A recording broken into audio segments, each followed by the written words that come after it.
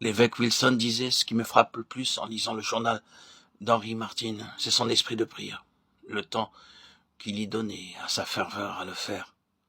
Payson usa les planches de sa chambre avec ses genoux. Son biographe dit de lui: il continua à prier, quelles que fussent les circonstances qui l'entouraient.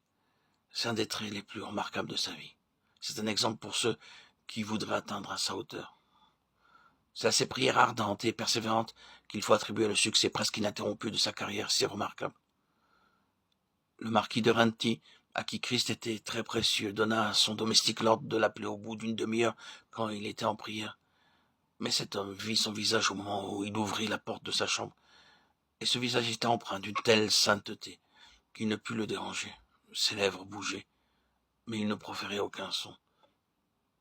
Il attendit 3 demi-heures, puis il appela son maître, qui se releva de ses genoux, disant que la demi-heure était peu de chose quand il était en communion avec Christ. Brenner disait: j'aime être seul dans ma chaumière, où je puis passer beaucoup de temps et en prière.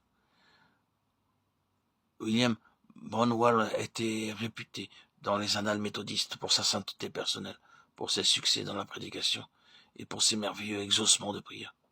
Il priait pendant des heures. Il passait presque sa vie à genoux, et quand il faisait ses tournées pastorales, il était comme une flamme de feu.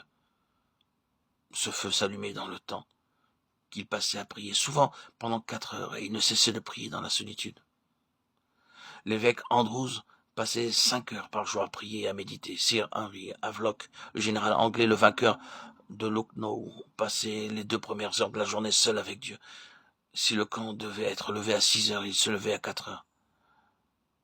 Le comte Cairns se levait chaque jour à 6 heures pour avoir 1 heure et demie à lire sa Bible et prier avant le moment de célébrer le culte domestique à 8 heures moins quart. Le succès qu'obtenait le docteur Johnson par ses prières est attribué au temps qu'il y consacrait. Il disait: arrange tes affaires de sorte que tu puisses facilement donner 2 ou 3 heures par jour, non seulement à tes dévotions particulières, mais à prier secrètement et à communier avec Dieu. Efforce-toi 7 fois par jour de te retirer des affaires de la société et d'élever ton âme à Dieu dans un lieu à part.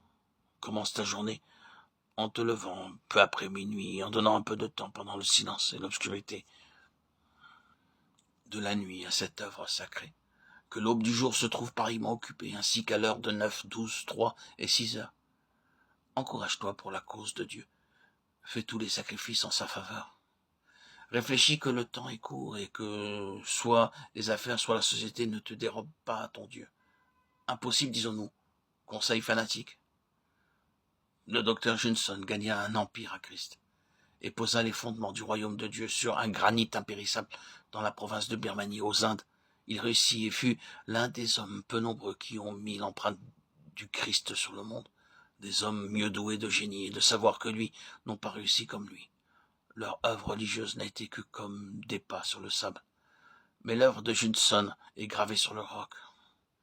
Le secret de cette profondeur et de cette endurance est le temps qu'il consacra à la prière. Le fer de sa parole était toujours rougi au feu de la prière. Et Dieu lui communiquait une puissance continuelle. Car nul homme ne peut faire une œuvre grande et durable pour Dieu s'il n'est pas un homme de prière, et nul ne peut être un homme de prière s'il n'y consacre pas beaucoup de temps.